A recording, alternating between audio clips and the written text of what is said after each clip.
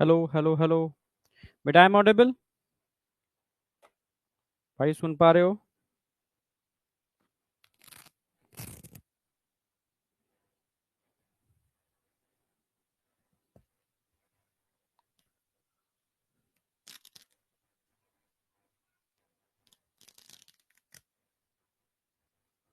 Monday को तो class होगी भाई।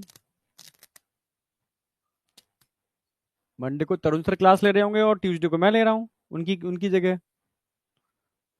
अगर तरुण सर नहीं लेंगे तो मैं लूंगा उनकी जगह, टेंशन मत करो, क्लास होगी।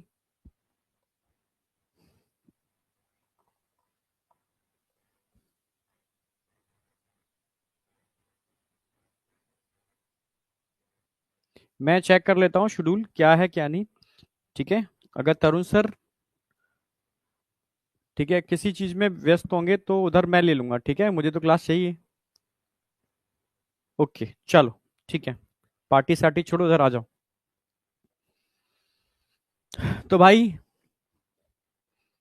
कोशिश है कि आज पार्टी, पार्टी तो नहीं होगी, मतलब हो जाए। ओके। पर यार एक चीज में समझ में आ गई। ठीक है, लोग प्लानिंग करते हैं कि यार मेरा बच्चा उस दिन हो जाए, उस दिन हो जाए, उस दिन हो जाए, तो ऐसा हो पाता है क्या? सच सच बताना। आपने प्लानिंग की, सर्जरी कराएंगे, ये कराएंगे, उस दिन कराएंगे, ठीक है। अक्सर कर हम प्लानिंग करते हैं, वो सब हो पाता है क्या? नहीं होता भाई। आना और जाना अपने हाथ में नहीं है। ठीक है, हम लोग सिर्फ कोशिश करते हैं। ठीक है, आना और जाना, बाद बाकी चीज हम कर लेते हैं। ठीक है, जन्म और मृत्यु ये दो चीजें हाथ में नहीं है भाई। ठीक है, एक्चुअल में रियलिटी है। ठीक है, बिल्कुल रियलिटी है। ठीक है, मैं इसलिए जानता हूँ कि मेरी बिटिया सर्जरी से हुई थी। ठीक है, और ठीक है, वाइफ का 2 दिन बाद बर्थडे था, तो सोचा था एक दिन, एक ही दिन करा लेंगे। ठीक है, एक या दो दिन का, और डेट भी वो सेम लगभग दी थी। बट अचानक 2 दिन पहले ही, ठीक है, डॉक्टर ने कहा तुरंत एडमिट करो, आज ही होना है। ठीक है, तब समझ में आया कि भाई हाथों में नहीं है। ठीक है, टारगेट है, कोशिश करेंगे, कोशिश करेंगे कि यहाँ तक पहुंच जाए, पार्चुरेशन। समझ रहे हो ना मेरी बात? हाँ, यहाँ आकर के बेबी का हैप्पी बर्थडे हो जाएगा। पर कोशिश है। ठीक है, पर हाथ में नहीं है। यहां से स्टार्ट करते हैं, जहां तक पहुंच पाते हैं। बचेगा तो हैप्पी बर्थडे मंडे या ट्यूसडे को कर देंगे। अगर मंडे को क्लास मिल गई तो मंडे को हैप्पी बर्थडे करेंगे। नहीं मिलती है तो ट्यूसडे को तो मिल ही गई है ना, तो ट्यूसडे को हैप्पी बर्थडे करेंगे। ठीक है, और साथ में क्वेश्चन प्रैक्टिस भी करेंगे। नया चैप्टर हो सकता है मैं ना कराऊं। ठीक है, मैं सोच रहा हूँ ह्यूमन रिप्रोडक्शन के क्वेश्चन करा दूं बहुत सारे। ठीक है, जिससे कि आपका वो प्रैक्टिस भी हो जाएगी। ठीक है, चलो देख लेंगे जैसा भी होगा। ठीक है, पर कोशिश करते हैं, ये तो आगे, वो आगे की बात है। कोशिश करते हैं कि हैप्पी बर्थडे कर दें, पार्चुरेशन। तो सबसे पहले, ये कल मैं पढ़ा रहा था, आपको याद हो आपको, कल मैंने आपको बताया था कि किस तरीके से फर्टिलाइजेशन होता है, और इम्प्लांटेशन की प्रोसेस आज कराऊंगा। ठीक है, एक बार क्विकली रिवाइज करा रहा हूं। फर्टिलाइजेशन के लिए मैंने बताया था कि भाई struggle for existence, survival of the fittest, लगभग 200 से 300 मिलियन, एक आध की बात नहीं कर रहा हूं, फीमेल ट्रैक के अंदर 200 से 300 मिलियन स्पर्म एंटर करते हैं, जिसमें से लगभग 10,000, ठीक है, स्पर्म यूट्रस तक पहुंच पाते हैं। बाद बाकी के मैक्रोफेज और एसिडिक, बाद बाकी के मैक्रोफेज और एसिडिक मीडियम के अंदर मारे जाते हैं। समझ रहे हो? हाँ, किसी एक को आगे पहुंचाने के लिए बचे हुए बलिदान देते हैं। समझ रहे हो ना मेरी बात? हाँ भाई, बलिदान देना पड़ता है, तभी कोई एक आगे पहुंच पाएगा। समझ रहे हो ना मेरी बात? आपको बलिदान नहीं देना भाई, आप बलिदानी मत बन जाना। आपको बलिदान नहीं देना, आपको वहीं आगे पहुंचना है। ठीक है, जद्दोजहद आगे पहुंचने की है। ठीक है, टॉप रैंक की है। ठीक है, बलिदान नहीं देना। ठीक है, चलो। और ओवा के पास तक लगभग 200 से 250 स्पम पहुंच जाते हैं। आपका को सर क्या और स्पम का रोल नहीं है? यस, सबका रोल है भाई। समझ रहे हो? ये एक मोटी दीवार है, मान लो। ठीक है, जैसे नहीं क्लास के अंदर होता हूं, मैं कहता हूं बेटा ये एक, मतलब दरवाजा है, तोड़ो उसको। एक बच्चा आएगा, दम लगाएगा, ठीक है, टूट जाएगा, नहीं टूटेगा। दूसरा आएगा, दम लगाएगा, टूट जाएगा, नहीं टूट जाएगा। ऐसे लगभग 99 स्टूडेंट आकर के उसने दम लगा के हाथ पैर घूसे, लोहा में जो मारना था मारा, पर दरवाजा नहीं टूटा। अब 100 नंबर पर एक बच्चा आया, उसने एक झटका दिया, दरवाजा टूट गया। तो क्या 100 नंबर के बच्चे के पास कुछ एक्स्ट्रा पावर थी? ना बेटा ना। उन 99 बच्चों ने दम लगा लगा के उस दरवाजे को कमजोर कर दिया था। वो लकी था, समझ रहे हो ना मेरी बात? हाँ, 100 नंबर पर आकर के कमजोर दरवाजे पे उसने उतना ही किक लगाया, वो टूट गया। समझ रहे हो? इसलिए वो अंदर एंटर कर पाया। इसीलिए कहा जाता है कि अगर नेचुरल फर्टिलाइजेशन चाहिए तो एग के पास कम से कम 200 से 250 स्पर्म तो पहुंचने ही चाहिए। समझ रहे हो? हाँ, वो मिलकर के अपने अपने एक्रोसोमल रिएक्शन करेंगे, अपने अपने, समझ रहे हो, जो लाइटिक एंजाइम है, हाइड्रोलिटिक एंजाइम, उसको रिलीज करेंगे। धीरे धीरे ये वॉल कमजोर होगी और कोई एक धुरंधर होगा, उस मौके का फायदा उठा करके वो अंदर एंटर कर जाएगा। क्लियर है बिल्कुल? हाँ, तो जरूरी है भाई, ऐसा नहीं है कि, समझ रहे हो, एक के पास कुछ एक्स्ट्रा पावर थी। मैंने कहा ना, स्पर्म लगभग सारे एक जैसे होते हैं। हाँ, किसी की मोटिलिटी फास्ट होती है, किसी की थोड़ी स्लो होती है। स्लो वाले तो पहले ही मारे जाएंगे एसिड और मैक्रोफेज से, ठीक है। बाद बाकी के वहां तक पहुंचने की पूरा प्रयत्न करते हैं, पूरी दम लगाते हैं, ठीक है। कोई एक अंदर एंटर कर जाता है, पर बाद बाकी के कहीं ना कहीं बलिदान दे रहे होते हैं उसको एंटर करने में, ऐसे ही नहीं है, ठीक है। चलो, तो सबसे पहले मैंने बताया था जो रिएक्शन होती है वो एक्रोसोमल रिएक्शन होती है, ठीक है। स्पर्म के हेड पर जो एक्रोसोम होता है उसमें कह सकते हो हाइड्रोलिटिक एंजाइम्स होते हैं, ठीक है, बिल्कुल, स्पर्म लाइसेन बोलते हैं इनको, ठीक है। मेनली 3 एंजाइम होते हैं। हाइलुरोनिक एसिड को तोड़ने के लिए हाइल्यूरोनिडेज, ठीक है, और कोरोना रेडिएटा को तोड़ने के लिए कोरोना पेनिट्रेटिंग एंजाइम, और जोना पेलिसुडा को तोड़ने के लिए zona lysin, it is also called acrosin, ठीक है। ये एंजाइम फटते हैं, ब्लैक्रोसोमल रिएक्शन होगी, ठीक है। Fertilizin anti fertilizin lock and की हाइपोथेसिस से जुड़ेंगे और फटना चालू हो जाएंगे, ठीक है।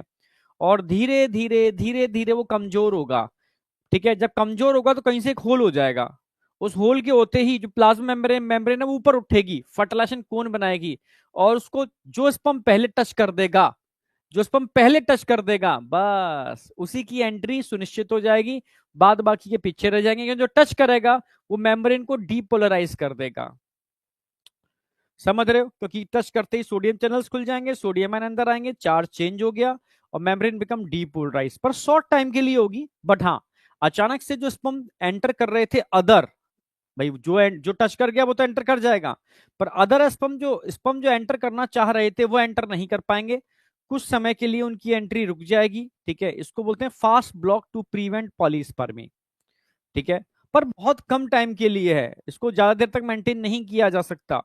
तो तब तक क्या होगा? दूसरी रिएक्शन होगी कॉर्टिकल रिएक्शन। समझ रहे हो? कॉर्टिकल रिएक्शन कैसे होती है?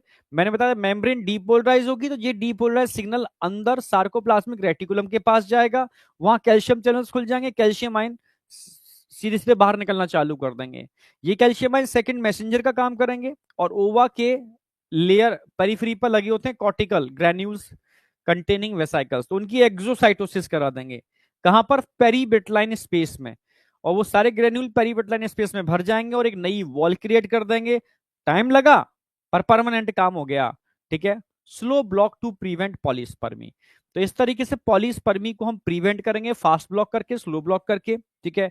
अब एक से ज्यादा स्पर्म एंटर नहीं कर सकता, वही एक स्पर्म एंटर करेगा। जब स्पर्म अंदर एंटर कर जाता है, ठीक है, तब मैंने बताया था यही कैल्शियम आयन रुकी हुई, ठीक है, मियोसिस को, जो मेटाफेज में अरेस्ट थी, ठीक है, रोकने वाले प्रोटीन को डिजेनरेट करता है, और वो, ठीक है, सेग्रीगेशन चालू हो जाता है, और एक पोलर बॉडी बनती है और एक फीमेल प्रोन्यूक्लियाई बन जाता है। पोलर बॉडी धीरे धीरे धीरे धीरे पेरीवेटलाइन स्पेस में चली जाती है, पेरीवेटलाइन स्पेस में चली जाती है, जूना पेलिसोडा और जो एक् की मेम्ब्रेन होती है उसके बीच में, ठीक है, चली गई, दोनों पोलर बॉडी में ही पहुंच गई। अब अंदर फीमेल प्रोन्यूक्लियस और मेल प्रोन्यूक्लियस आपस में फ्यूज होते हैं, यानी कैरियोगैमी होती है, ठीक है। फिर एम्फीमिक्सिस होती है, और फाइनली जाइगोट का फॉर्मेशन होता है। समझ रहे हो? यहां आके फर्टिलाइजेशन कंप्लीट होगा, पर जाइगोट के बनते ही क्लीवेज चालू हो जाती है, जो एक रैपिड माइटोटिक डिवीजन है। समझ रहे हो? नॉर्मल माइटोटिक डिवीजन से हटके है, क्योंकि नॉर्मल माइटोटिक डिवीजन में G1 G2 फेज होती है, इसको ग्रोथ फेज बोलते हैं, ठीक है, साइज बढ़ता है। यहाँ G1 G2 फेज नहीं होते, मतलब ग्रोथ फेज नहीं होते, यानी सेल का साइज नहीं बढ़ता, यानी हर बार साइज छोटा होता चला जाता है। समझना? क्रोमेटिन डिवाइड कर रहे हैं, क्रोमोसोम नंबर बढ़ रहा है, पर साइज घट रहा है। समझ रहे हो? हाँ, तो रैपिड माइटोटिक डिवीजन है जिसमें नंबर ऑफ सेल बढ़ रहे हैं, ब्लास्टोमियर बढ़ रहे हैं, बट साइज ऑफ सेल घट रहा है। ठीक है, न्यूक्लियो साइटोप्लाज्मिक रेशियो बढ़ रहा है क्योंकि न्यूक्लियर कंटेंट बढ़ रहा है पर साइटोप्लाज्म ऑल ओवर कांस्टेंट है। क्लियर है बिल्कुल? हाँ। तो इस तरीके से ये रैपिड माइटोटिक डिवीजन होती रहेगी, 1 से 2 सेल, 2 से 4, 4 से 8 और 8 से 16। ह्यूमन में 16 सेल तक बनते हैं। तो 8 और 16 सेल वाली जो सॉलिड बॉल होती है, ठीक है, अर्ली मोरुला और लास्ट, ये दोनों क्या है? मोरुला। इसको क्या बोलते हैं? मोरुला। क्या बोलेंगे इसको? मोर्यूला। यहां तक करा दिया था मैंने।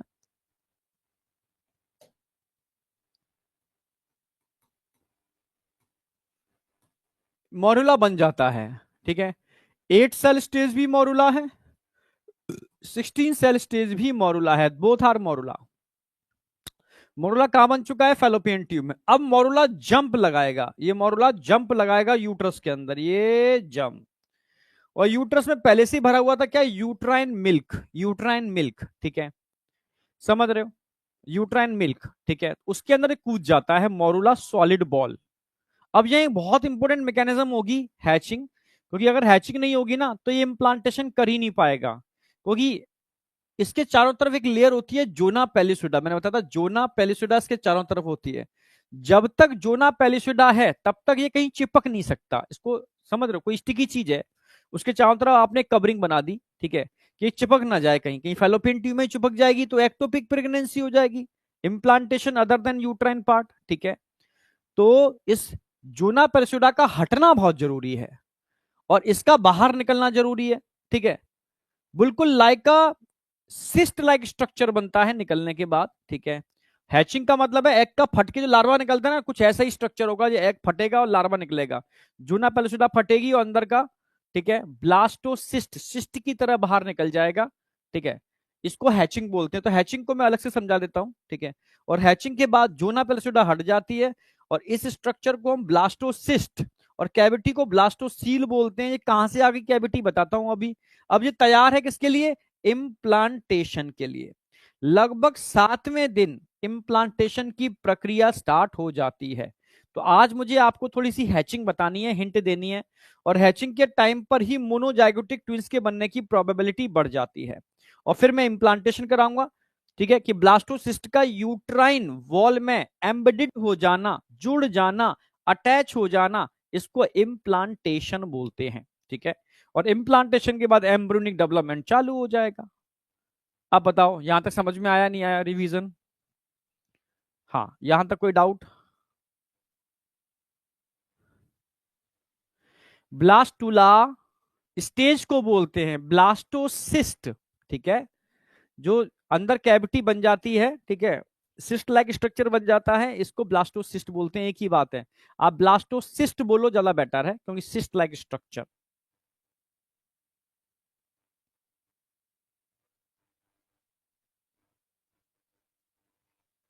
अब बताओ यहां तक कोई doubt? All clear? No doubt? ठीक है,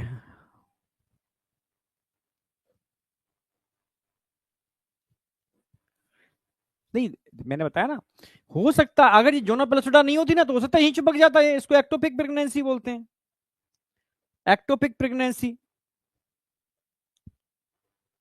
ट्रोफोब्लास्ट समझा रहा हूं, अभी एक एक चीज समझा रहा हूं।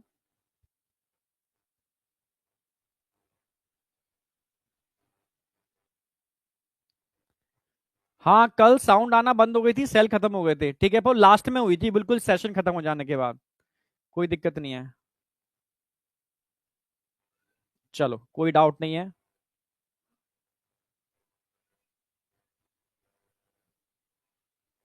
एनसीईआरटी चैलेंज देखा था सबने? सही सही बताओ यार, तुमसे कहा तो था मैंने।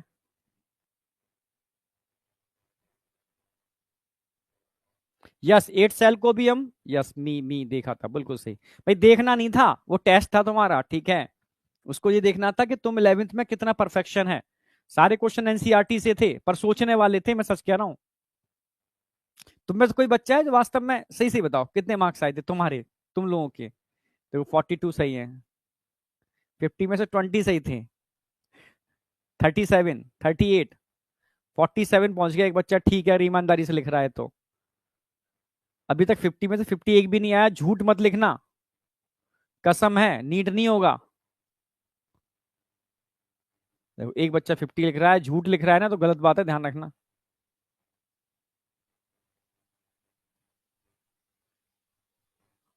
49 लिख रहे हो, ठीक है, 49 तो मैं मान लूंगा, पर 50 नहीं हो सकता, मुझे पक्का पता है। अच्छा, -50 लिख रहा है, ओके। अच्छा ठीक है, ठीक है, ठीक है।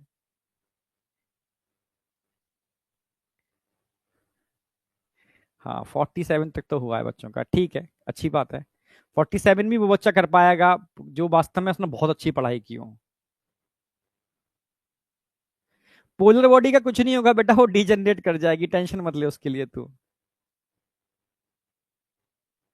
सर मुझसे नहीं बने क्वेश्चन, सोच लो, एनसीईआरटी बेस्ड क्वेश्चन अगर नहीं बन रहे हैं ना, तो तुम्हारी पढ़ाई कैसी चल रही है?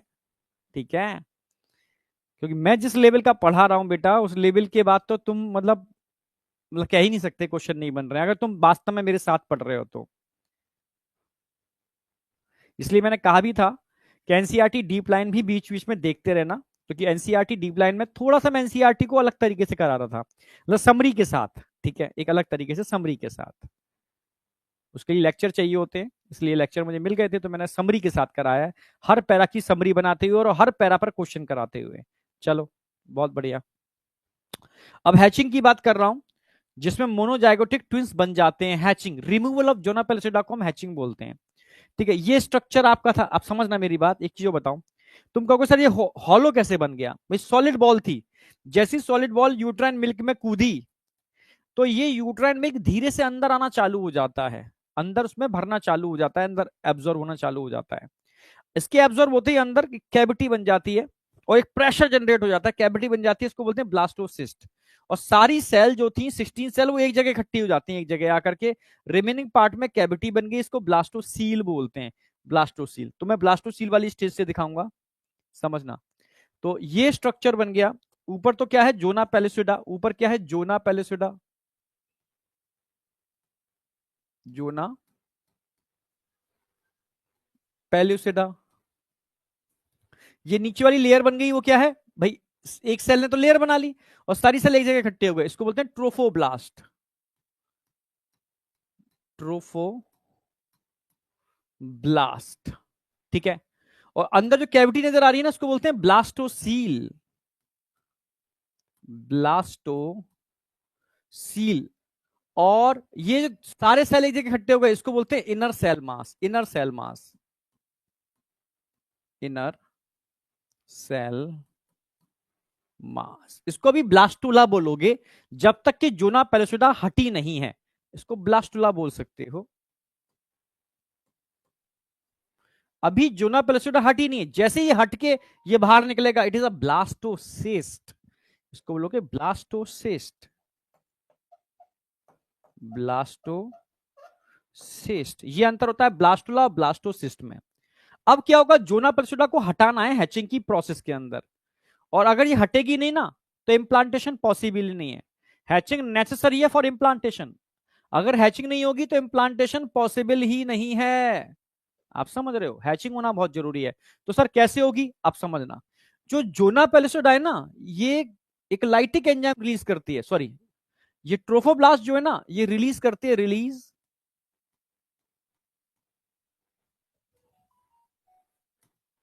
Lytic enzyme.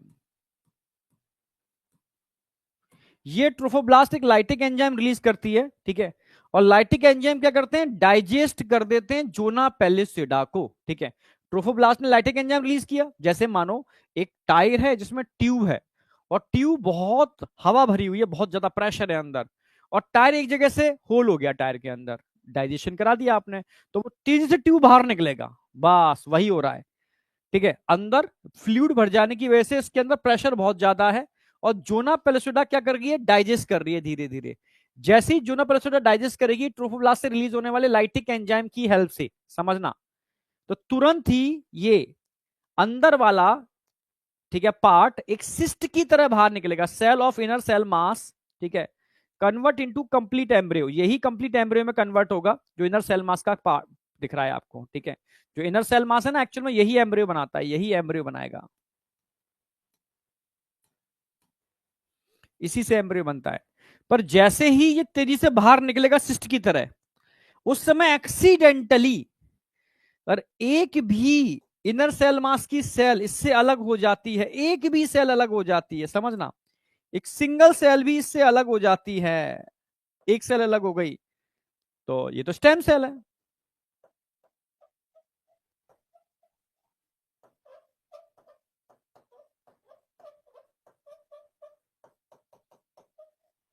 स्टेम सेल है इनर सेल मास की। तो एक भी सेल अगर अलग हो गई तो सेम आइडेंटिकल ट्विंस बना देगी, ठीक है, बिल्कुल आइडेंटिकल 100%। ठीक है, बस एक छोटा एक थोड़ा बड़ा होगा, पर 100% आइडेंटिकल होंगे। समझ रहे हो? हाँ, the stem cell of inner cell mass responsible for formation of, ठीक है, मोनोजाइगोटिक ट्विंस। ठीक है,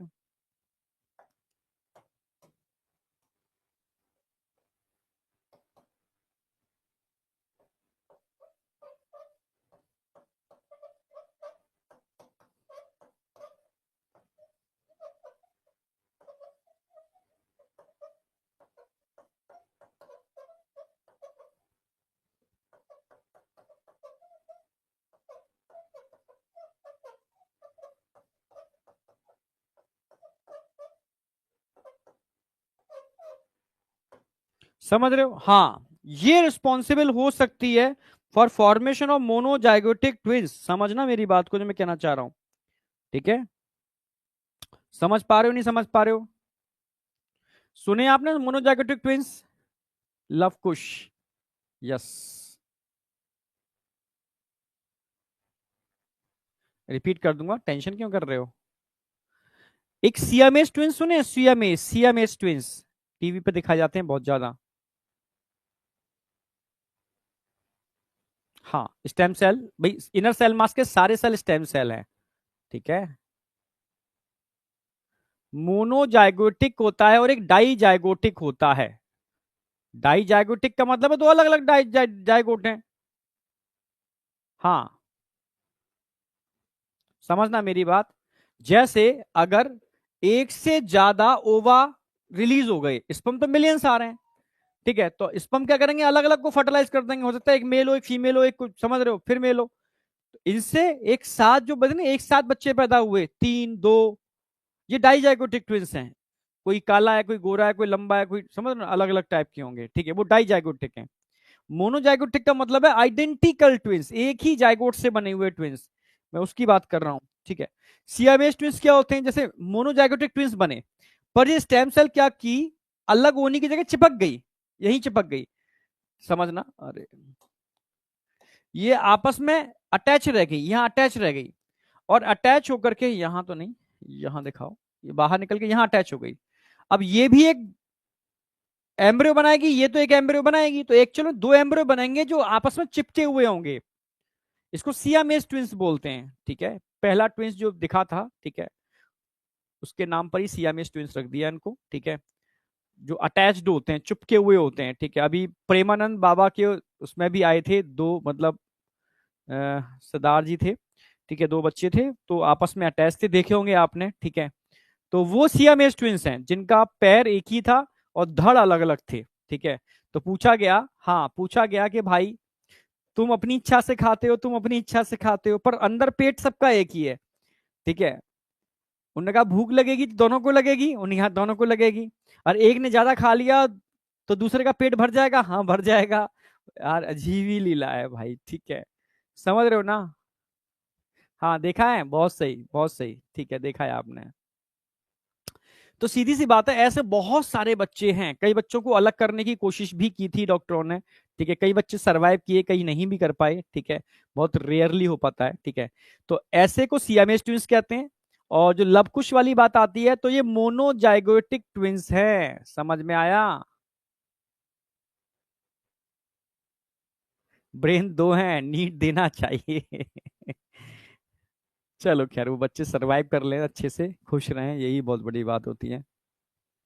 अच्छा, कर देता हूँ रिपीट, अब सुनो। डॉक्टर, क्या है इसका नाम, कहाँ गया, चलो जो भी है, ठीक है। अब सुनो मेरी बात, देखो सबसे पहले मैंने बताया ये ब्लास्टुला वाला स्ट्रक्चर बनता है। जैसे ही मोरुला कूदेगा यूट्राइन मिल्क के अंदर, तो मिल्क अंदर आ जाएगा, वो फ्लूइड अंदर आएगा, तो सारी सेल एक जगह इकट्ठी हो जाएंगी और एक सेल की लेयर बन जाएगी। ठीक है। और अंदर एक फ्लूइड भर जाएगा, कैविटी बन जाएगी, ब्लास्टोसील। ये स्ट्रक्चर बन गया पानी में कूदने के बाद। अब इंप्लांटेशन तभी हो सकता है जब जोना पेरिसोडा हटे यहां से। ये, ठीक है, इंप्लांटेशन को रोकने का काम करेगी, तो इसके लिए हैचिंग होगी। हैचिंग के लिए क्या होगा, जोना पेरिसोडा एक एंजाइम रिलीज करेगी, और उस एंजाइम से क्या होगा, ये यहां पर होल बन जाएगा, जोना पेरिसोडा डाइजेस्ट हो जाएगी। जैसे ही जोना पेरिसोडा डाइजेस्ट होगी ट्रोफोब्लास्ट से निकलने वाले एंजाइम से, तो अंदर वाला इनर सेल मास वाला पूरा स्ट्रक्चर तेजी से बाहर निकलेगा। इस समय एक्सीडेंटली एक भी सेल अलग हो गई, क्योंकि सारी सेल स्टेम सेल है जो पूरे एम्ब्रियो को बना सकती हैं। अगर आप साइंटिस्ट हो पर ह्यूमन पर काम करना मतलब मना है, तो इसके सारे सेल को निकाल लो, 16 की 16 सेल अलग अलग टेस्ट ट्यूब में डालो, फिर एक एम्ब्रियो बना लो सबके अंदर टेस्ट ट्यूब के अंदर, और 16 एम्ब्रियो को अलग अलग फीमेल के यूट्रस में इम्प्लांट कर दो, तो आपको एक साथ 16 आइडेंटिकल ट्विंस मिल जाएंगे, 100% एक जैसे। सैरोगेसी के थ्रू आप अलग अलग फीमेल में इम्प्लांट कर दो। समझ में आ गया? हाँ, सैरोगेसी के थ्रू। ठीक है। तो क्योंकि आइडेंटिकल सेल्स, ये स्टेम सेल्स हैं जो पूरे एम्ब्रियो को बना सकती हैं। एक्सीडेंटली नेचुरली एक भी सेल अलग होती है तो एक आइडेंटिकल ट्विंस बना देगी, बिल्कुल ऐसा। ठीक है। अब ये स्ट्रक्चर आ गया, इसको ब्लास्टोसिस्ट बोलते हैं, क्योंकि जोना पेरिसोडा रिमूव हो चुकी है। ठीक है, इनर सेल मास है और ये ट्रोफोब्लास्ट है।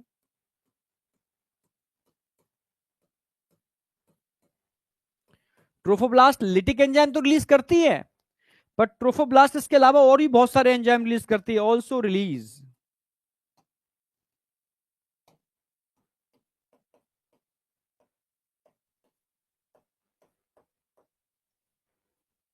ऑल्सो रिलीज, क्या रिलीज करती है ट्रोफोब्लास्ट, और क्या रिलीज करती है, बहुत इंपॉर्टेंट है, प्रेगनेंसी, एच सी जी, ह्यूमन कोरियोनिक गोनेडोट्रोफिन। ठीक है, इफ प्रेजेंट इन यूरिन, ठीक है, पॉजिटिव प्रेगनेंसी टेस्ट, इसको ग्रेविडा टेस्ट भी बोलते हैं। देखा होगा ना आज के डेट में प्रेगा, ठीक है, स्टिप आती है प्रेगा न्यूज करके, बहुत सारे नाम है उसके। ठीक है, अगर किसी फीमेल को पता करना है वो प्रेग्नेंट है या नहीं है, ठीक है, तो यूरिन का एक ड्रॉप उस पर डालते हैं तो उसका कलर चेंज हो जाएगा। कलर चेंज होना मतलब है प्रेगनेंसी कंसीव हो चुकी है। ठीक है, कैसे पता चलेगा कि अगर नॉर्मल, जब तक देखो ये अलग है, ये एससीजी कहां से निकलता है, ट्रोफोब्लास्ट से।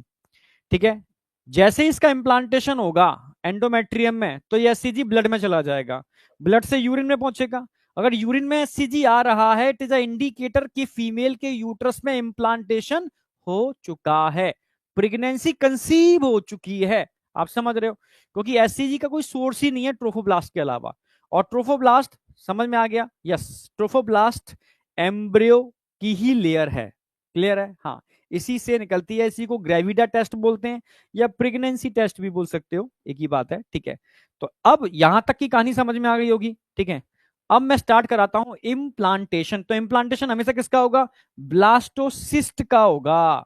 इम्प्लांटेशन किसका होगा, ब्लास्टोसिस्ट का होगा। ठीक है, अब आ जाओ इम्प्लांटेशन। इम्प्लांटेशन कराई दूं, इम्प्लांटेशन पहले डायग्राम बनाना होगा।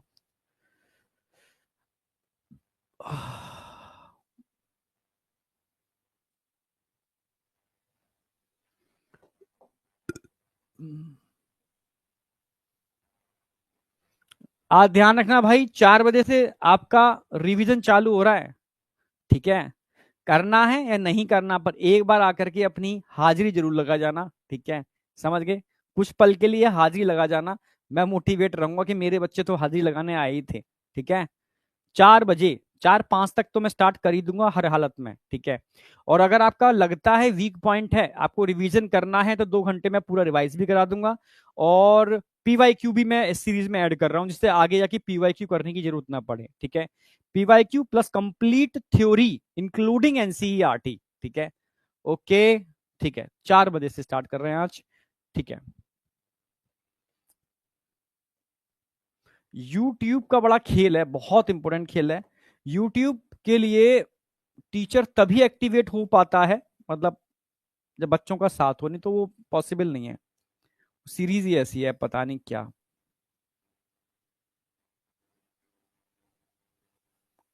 यूट्यूब की कोई भी सीरीज के लिए बिना बच्चों के पॉसिबल नहीं है।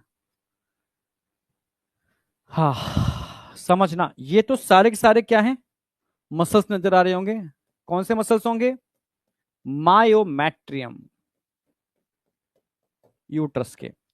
और बाहर एपिथेलियल टिश्यू होंगे, ये तो आप जानते ही हो, एपिथेलियल टिश्यू बाहर होंगे। Perimetrium, myometrium. अब मैं बात करूंगा एंडोमेट्रियम, एंडोमेट्रियम।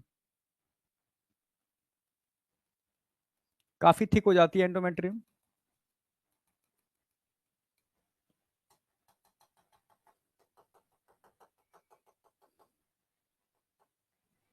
हम्म, अब ठीक है। ये एंडोमेट्रियम में हाईली वेस्कुलर लेयर होती है। ब्लड वेसल्स भर भर के होते हैं इसके अंदर। यस, ब्लड वेसल्स इसके अंदर भर भर के होते हैं। ये थिक होती है फिर थिन हो जाती है, थिक होती है फिर थिन हो जाती है, ठीक है। इसकी सबसे अंदर की लेयर तो ये है इसकी एंडोमेट्रियम की, जो परमानेंट मेंटेन रहती है। अब इसी की डिवीजन से थिकनेस बढ़ती है और घटती रहती है।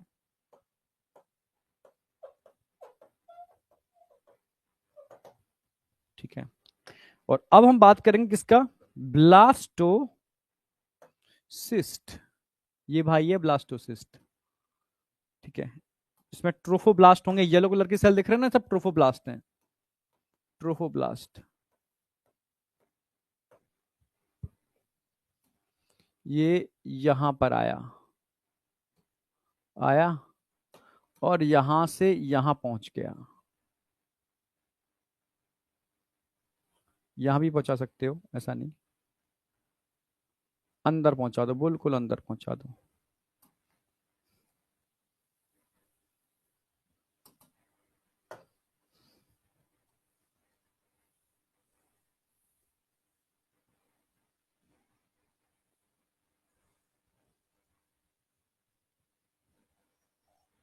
ये एंडोमेट्रियम है। धीरे धीरे ये भाई यहां से यहां आएगा, और यहां से ये अंदर जाकर के एंडोमेट्रियम के अंदर पेनिट्रेट कर जाएगा। ये सेल दिख रही है ना, एंडोमेट्रियम है। ये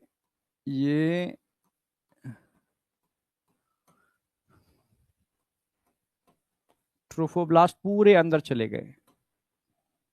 और इसके अंदर क्या होगा? Inner cell mass, inner cell mass, inner cell mass, inner cell मास,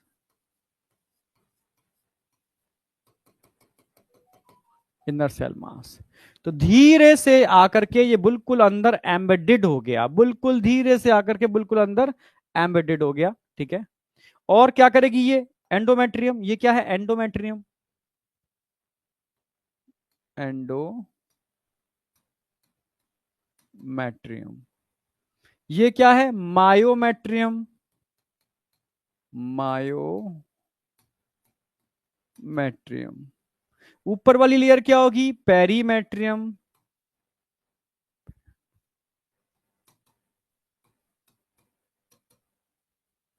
पेरीमेट्रियम, मायोमेट्रियम, एंडोमेट्रियम, ठीक है। समझ रहे हो? हाँ, तो एंडोमेट्रियम के अंदर अटैच करेगा। और ट्रोफोब्लास्ट, ये क्या है ट्रोफोब्लास्ट?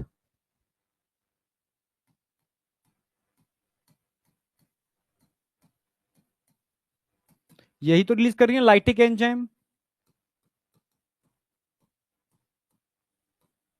ये लाइटिक एंजाइम इस एंडोमेट्रियम को डाइजेस्ट करेगा और ये धीरे से अंदर घुस जाएगा, ठीक है। समझ रहे हो? और किसका इम्प्लांटेशन, ये किस हो क्या रहा है? इम्प्लांटेशन,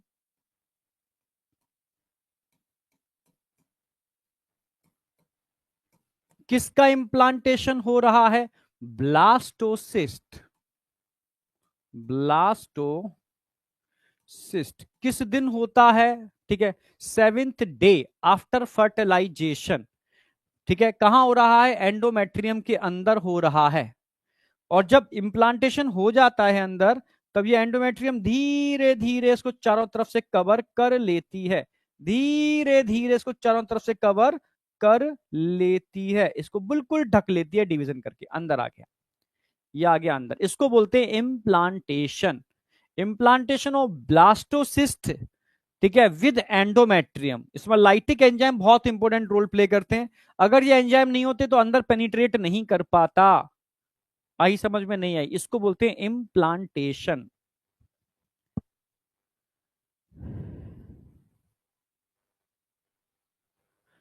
देखो, मोनोजाइगोटिक ट्विंस में किसी एक की डेथ हो जाए क्या, देखो मेंटली असर पड़ता है, क्योंकि मोनोजाइगोटिक ट्विंस बचपन से ही साथ रहते हैं, साथ उठते हैं, साथ बैठते हैं, साथ खेलते हैं, समझ रहे हो ना?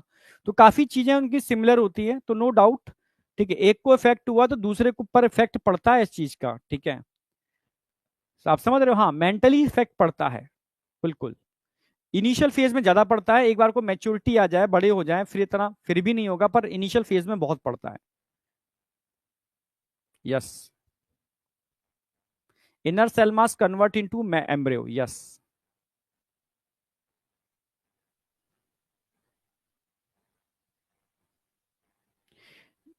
ठीक है, यहां तक समझ में आया? यहां तक समझ में आया भाई? इन सारी, अब इम्प्लांटेशन के बाद इसको मेंटेन करने का काम जो करेगा वो कौन करेगा? प्रोजेस्टेरॉन। अगर आपने कोई ऐसी टैबलेट खा ली जो प्रोजेस्टेरॉन के लेवल को अचानक से डाउन कर दे, एबॉर्शन हो जाएगा, क्योंकि प्रोजेस्टेरॉन के डाउन होते ही एंडोमेट्रियम टूट के बाहर चली जाएगी, और एंडोमेट्रियम के साथ ये भी बेचारा बाहर निकल जाएगा। होता ही कितना बड़ा है, राई राई के दाने के बराबर, समझ रहे हो? हाँ, प्रोजेस्टेरॉन मेंटेन है तो प्रेगनेंसी मेंटेन रहेगी, और प्रोजेस्टेरॉन मेंटेन नहीं है तो एबॉर्शन हो जाएगा, क्योंकि एंडोमेट्रियम को थिक बना रहा है, मेंटेन कर रहा है, इसको वेस्कुलर बना रहा है, न्यूट्रिएंट देने के लिए पूरी तैयारी कर रहा है प्रोजेस्टेरॉन। तो जितने भी ऐसे टैबलेट्स आते हैं जो एबॉर्शन के लिए रिस्पॉन्सिबल होते हैं, चाहे वो RU486 हो, ठीक है, या ठीक है आईपिल हो, एटसेट्रा, सबके अंदर कंपोनेंट तो वही होते हैं, ठीक है। एंटी प्रोजेस्टेरॉन ड्रग्स हैं, ठीक है, प्रोजेस्टेरॉन के इफेक्ट को अचानक से डाउन कर देती हैं, जिसकी वजह से एबॉर्शन हो जाता है, ठीक है, ठीक है। हाँ भाई, अनवांटेड 72, ठीक है।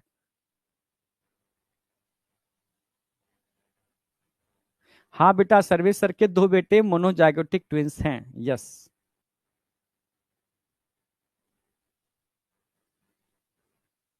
ओके,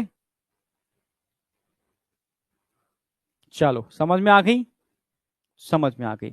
इम्प्लांटेशन हो गया, ये एक्चुअल में मेन यही है, सब कुछ क्वेश्चन यही सॉल्व हो जाएंगे। तो मैंने बेसिक बातें लिख दी हैं यहाँ पर। 7 से 8 दिन, 7वें या 8वें 9वें दिन तक के बीच में क्या हो जाता है? इम्प्लांटेशन आफ्टर फर्टिलाइजेशन, ठीक है। इसमें क्या होता है? अटैचमेंट, अटैचमेंट होता है, या एम्बेडेड ऑफ डेवलपिंग ब्लास्टोसिस्ट, किसका? ब्लास्टोसिस्ट का, with the wall of uterus. कौन सी वॉल से अटैचमेंट होता है? एंडोमेट्रियम, सब लिख दिया डायग्राम के अंदर मैंने। किसकी हेल्प से हो रहा है? लाइटिक एंजाइम, लाइटिक एंजाइम, समझ रहे हो? यही कहां से रिलीज होते हैं? ट्रोफोब्लास्ट से। During implantation blastocyst completely sink, अंदर चला जाता है, ठीक है, और एंडोमेट्रियम इसको अच्छे से कवर कर लेती है। Uterus endometrium become more vascularise. After implantation endometrium को हम एक टर्म यूज करते हैं, डेसीडुआ। इम्प्लांटेशन के बाद एंडोमेट्रियम उस एम्ब्रियो को चारों तरफ से कवर कर लेती है, ठीक है। सिंक माने अंदर चला जाना, फिर एंडोमेट्रियम चारों तरफ से इसको कवर कर लेती है, ढक लेती है, जैसे दिखाया मैंने आपको, ठीक है। ढकने के बाद इस एंडोमेट्रियम को एक टर्म यूज करते हैं हम, decidua. Decidua, after implantation endometrium को हम क्या बोलते हैं? Decidua, decidua, after implantation endometrium.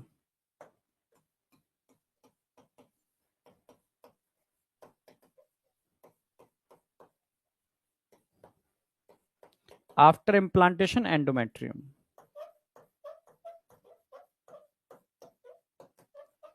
इसको डेसीडुआ बोलते हैं। अब इम्प्लांटेशन के बाद ये एंडोमेट्रियम 3 पोजीशन लेती है। कुछ एंडोमेट्रियम प्लेसेंटा बनाती है, कुछ यूट्रस में चिपकी रह जाती है, कुछ एम्ब्रियो को ढक लेती है। तो इसके बेस पर आप डेसीडुआ को 3 पार्ट में डिवाइड कर सकते हो, डेसीडुआ पैराइटलिस, डेसीडुआ बेसिलिस, ठीक है, और डेसिडुआ कैप्सुलैरिस, ठीक है, इतना नहीं पूछेगा, नहीं, एक लाइन पूछता है आफ्टर इम्प्लांटेशन, पर नॉलेज के लिए तो पता होना चाहिए, थोड़ा सा हिंट दे दे रहा हूं मैं, ठीक है। देखो ये सब एंडोमेट्रियम है, ग्रीन कलर से दिखा रहा हूं, ये एंडोमेट्रियम है, ये एंडोमेट्रियम है, ग्रीन कलर से दिखा रहा हूं एंडोमेट्रियम है, ये एंडोमेट्रियम यूट्राइन वॉल से चिपकी हुई है, ये एंडोमेट्रियम यूट्राइन वॉल से चिपकी हुई है, एम्ब्रियो से कोई संबंध नहीं है, पर ये वाली जो एंडोमेट्रियम दिख रही है, ये एम्ब्रियो के साथ मिलकर के फिंगर लाइक प्रोजेक्शन बना रही है, एम्ब्रियो के साथ मिलकर के फिंगर लाइक प्रोजेक्शन बना रही है, ठीक है। कुछ ध्यान से देखोगे, कुछ एंडोमेट्रियम ऐसी है जिसने एम्ब्रियो को चारों तरफ से ढक लिया है, कैप्सूल बना लिया है, चारों तरफ से ढक लिया है, कैप्सूल बना लिया है, एम्ब्रियो को चारों तरफ से कवर करके कैप्सूल बना लिया है। तो यहां पर एंडोमेट्रियम के तीन प्रकार दिख रहे हैं, एक एंडोमेट्रियम जो फिंगर लाइक प्रोजेक्शन बना रही है, जो आगे जाकर के प्लेसेंटा बनाएगा, प्लेसेंटा,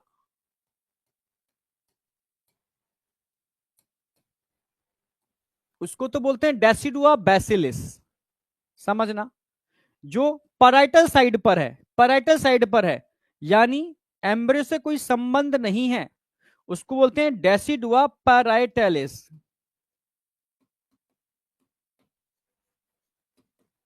डेसिडुआ पैराइटलिस, पैराइटल साइड में है। और ध्यान से देखना, एक डेसिडुआ, एक एंडोमेट्रियम ऐसी भी है जो इसके चारों तरफ कैप्सूल बना रही है, उसको बोलते हैं डेसिडुआ कैप्सुलैरिस, बस इतना सा ध्यान रखो। और ये जो दिख रहा है ना, ये वाला पार्ट, ये है अम्बिलिकल कॉर्ड,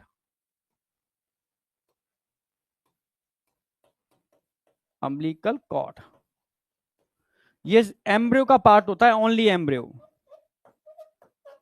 मैटरनल नहीं है, जबकि जो प्लेसेंटा होता है ना, प्लेसेंटा मैटरनल और फीटल दोनों के मिलने से बनता है, मैटरनल प्लस फीटल, फीटस और मैटरनल दोनों के मिलने से बनता है प्लेसेंटा, जबकि अम्बिलिकल कॉर्ड ये एम्ब्रियो का ही पार्ट है, जो प्लेसेंटा से एम्ब्रियो को जोड़ने का काम करता है, ठीक है। तो decidua basalis, decidua parietalis and decidua capsularis, बस तीन नाम याद रखो, काम खत्म। ये वाली बात आपके समझ में आ गई, यानी इंप्लांटेशन हो चुका है। अब हम बात करेंगे एम्ब्रियोनिक डेवलपमेंट। यार एनसीईआरटी का डायग्राम में बना लोगे तो भी बुरा थोड़ी ना है, ठीक है, पर एनसीईआरटी ने इसको प्लेसेंटा में दे रखा है, तो प्लेसेंटा वाले डायग्राम को बनाना, यहां मत बनाओ, यहां तो बस डेसिडुआ के नाम लिख लो, decidua basalis, decidua parietalis and decidua capsularis.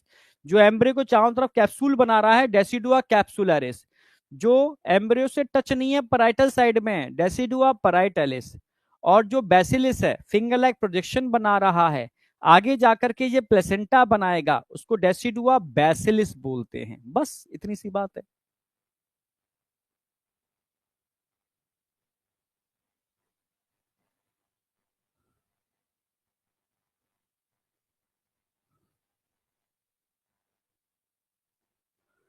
नहीं बेटा, ये कहने की बात है, ठीक है, कहते हैं ना कि जो सेरोगेसी के अंदर मदर बेबी को कंसीव मतलब रखती है 9 मंथ तक, उसका एक्चुअल में बेबी से कोई कनेक्शन होता ही नहीं है, ना तो उनका ब्लड आपस में कनेक्टेड होता है, बस वो एक न्यूट्रिएंट देने वाली मशीन है बस। तभी तो फ्यूचर में जाकर के देखना, ये आर्टिफिशियल इंटेलिजेंस ही आर्टिफिशियल रोबोट बनाने वाली है, यानी ऐसे रोबोट जो सेरोगेसी का काम करेंगे, समझ रहे हो ना, हाँ, यानी आर्टिफिशियल कोक, यानी आर्टिफिशियल यूट्रस, समझ रहे हो, टेस्ट ट्यूब भी बना करके आप उस आर्टिफिशियल रोबोट या समझ रहे हो आर्टिफिशियल यूट्रस में बेबी को इम्प्लांट करा सकते हो, ठीक है, जो प्रॉपर तरीके से नरिशमेंट देगा, ठीक है, क्योंकि मेन तो सारा खेल क्रोमोसोम का होता है, ओवा और स्पर्म का होता है, बाद बाकी का सैरोगेसी में इतना कुछ नहीं होता, ठीक है। तभी तो आज की ट्रेंड चल गया है सैरोगेसी का, फिल्म स्टार में तो बहुत ज्यादा, बच्चा अपना चाहिए पर कष्ट सहन नहीं करना, भाई हम सबकी जो माताएं थी, माँ थी, कितना कष्ट सहन किया था, पर नई जनरेशन में आगे जाकर के लोग कष्ट ही सहन नहीं करेंगे, बेबी को कंसीव करने में भी, बेबी को बर्थ देने में भी, भाई सैरोगेसी स्टार्ट हो जाएगी। तो बताओ, फिर कहते हैं कि ठीक है मात कुमात, ठीक है, फिर तो रिलेशनशिप ही नहीं बचा ना, अटैचमेंट ही नहीं बचा, तो बच्चे के लिए माँ माँ का जो इंटरेक्शन होता है वो वैसा नहीं रहेगा, माँ के लिए बच्चे का वो इंटरेक्शन नहीं रहेगा। तो काफी चीजें मतलब चेंज होंगी आगे जाकर के, बड़ा अजीब ही सिचुएशन आ जाएगी अगर ऐसी चीजें होती हैं तो। मतलब यही कंट्रोवर्सी फंस जाती है अध्यात्म में और साइंस में, क्या है पता नहीं। चलो, ये सीन किसी मूवी में नहीं है बेटा, तुम गधे हो। एलॉन मस्क अपने इंटरव्यू देता है, उसमें बोला है उसने, क्योंकि रोबोटिक टेक्नोलॉजी एआई पर काम स्टार्ट हो गया है, ठीक है, तो उसका फ्यूचर प्लान है इन सब चीजों के लिए। मूवी, मूवी देखते हो तभी बोलते हो, ठीक है। जो मूवी की बात होगी खुल के मूवी की बात बोलूंगा, ठीक है। तो एलॉन मस्क जो आगे काम कर रहा है ना, मतलब एआई के ऊपर, क्योंकि एआई पे रोक लगा दी गई थी। अब एआई को ये कह के स्टार्ट किया जा रहा है कि ह्यूमन वेलफेयर के लिए, मुझे पता है आगे जाकर के विध्वंस होगा, ठीक है, मतलब डेंजरस रूप ले सकती है, क्योंकि है तो इंसान के हाथों में, इंसान खुरापाती है, इंसान इतना समझदार होता फिर बात ही क्या थी, ठीक है, समझ रहे हो। चलो अब राज तो पता नहीं होगा नहीं होगा, पर हाँ, क्योंकि इंसान इतना आलसी हो, आज की डेट में तुम इतने आलसी हो चुके हो, ठीक है, सोचो आगे जाकर के तुम्हें चीजें अगर प्रोवाइड करानी चालू, जैसे आप, मैं, बुरा मत मानना प्लीज, ठीक है, बुरा मत मानना तो मैं बात करूं, ठीक है। लॉकडाउन से पहले भी बच्चों को मैं पढ़ाता था ऑफलाइन के अंदर, बच्चा बहुत मेहनती होता था, बहुत मेहनती, ठीक है। लॉकडाउन के बाद मतलब ऐसा कंडीशन आ गई कि बच्चा बहुत वीक हो गया, कमजोर, ठीक है। अब समझना मेरी बात, जैसे एक बच्चा लिखता है सर नोट्स भी बना के दे दो, भाई दे देगा टीचर, ठीक है, उसको तो नोट्स चाहिए। कई टीचर, समझ रहे, नोट्स बेच बेच के करोड़पति हो गए, समझ रहा मेरी बात।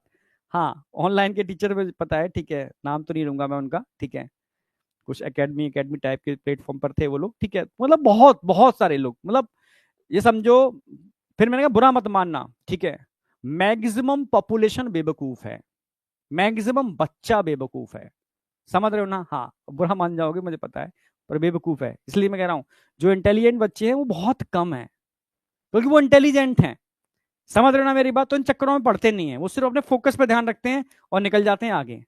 और बेवकूफ बेवकूफी में पड़ा रहता है, ठीक है, और वो सब, समझ रहे हो ना, कचड़ा कर रहा है, क्योंकि उसको क्या चाहिए, बेवकूफ को नोट्स बने हुए चाहिए। उस बेवकूफ को क्या चाहिए, ठीक है सर, रिवीजन भी करा दो, समझ रहे हो, उस बेवकूफ को क्या चाहिए, ठीक है सर, ठीक है, मेरी जगह याद भी आप ही कर लो, ठीक है। फिर भाई तेरी जगह एग्जाम भी कोई दूसरा दे आएगा ना, फिर तू तैयारी कर क्यों हो रहा है। मतलब आज की डेट में बच्चा बिल्कुल मेहनत नहीं करना चाहता, वो चाहता है कि सर कुछ ऐसा दे दो, समझ रहे हो, घुला करके एग्जाम से 2 दिन पहले पी के जाऊं और एग्जाम देके चलाऊं, समझ रहे हो ना। यही एक्चुअल में रियलिटी है अब जो करंट वाले लोगों की है। मैं जब जिम जाता था तो देखता था लोगों के पास पेशेंस नहीं है, ठीक है, बॉडी को, ठीक है, मतलब बिल्डअप करने का। सर कुछ है, मतलब जो कोच होते हैं, सर कुछ ऐसा करो 3 महीने के अंदर बॉडी बन जाए, तो भाई ये ले इंजेक्शन लगा, तू ले अभी बनती है, ठीक है, साइड इफेक्ट तो हैंगे ना, आप समझ रहे हो। तो नो डाउट, अगर आप चाहते हो कि टीचर कुछ ऐसा दे दे कि नीट के एग्जाम के अंदर तुम बैठ जाओ तुम्हें लगे, पर साइड इफेक्ट होंगे भाई, वहां पॉसिबल ही नहीं है, ठीक है।